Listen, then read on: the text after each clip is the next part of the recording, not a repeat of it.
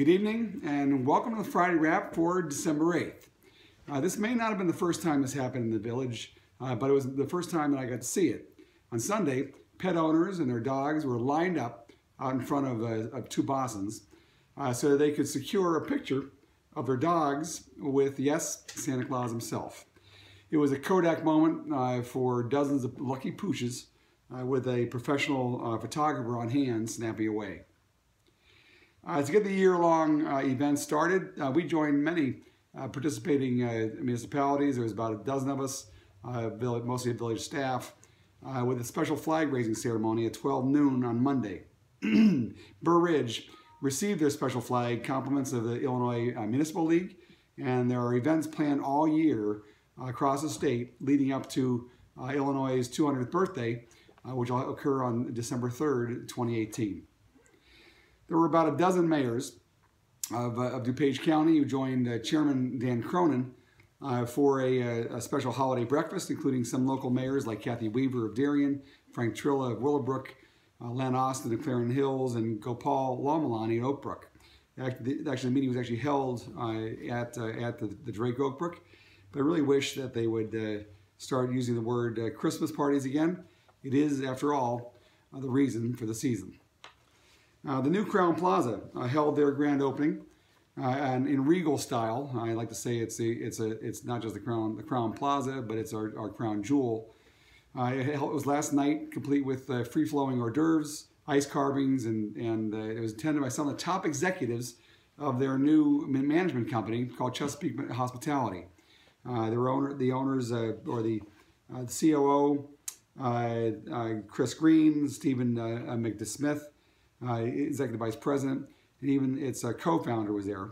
The property owners, Sanjay Sukramani and his family, who are all longtime Burr Ridge residents, were just gleaming at all the attention that was paid to them. What an achievement that was! That was incredible. Also, with the second grand opening, it's very rare I go to two ribbon cuttings in the same night, same day. But the new store called Lepa Boutique held their grand opening last night too, to a full house. It is located in County Line Square, just a few doors away from Capri Ristorante, who catered the event with shrimp that had to be the size of lobster tail. And Sonia Zekovich stood next to her husband, Bronco. It was kind of neat to tell the crowd how it was her lifelong dream to open an upscale women's boutique store. Congrats, Sonia, and kudos to that achievement.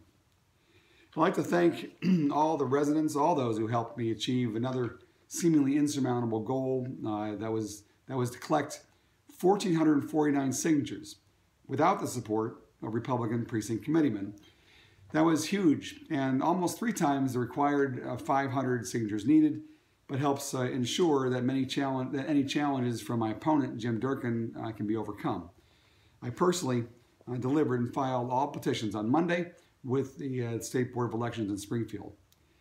I would like to say, though, my apologies to those residents who have been subjected to such negative mailings from the Durkin team this past week, who are claiming everything from Burr Ridge has not had a balanced budget in 4 years.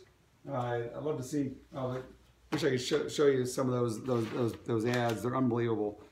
Some of them are actually downright comical. But they're claiming everything that Burr Ridge, even the Burr Ridge hasn't had a budget in 4 years, which is not true. To how I'm a special agent of Michael Madigan, unbelievable, looking to take over the GOP.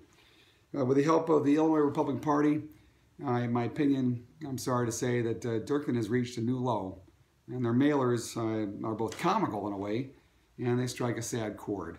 But I suspect their lies will continue and expand as the primary draws closer. I mean, it's just a fact. What's on there is just ridiculous. But my apologies.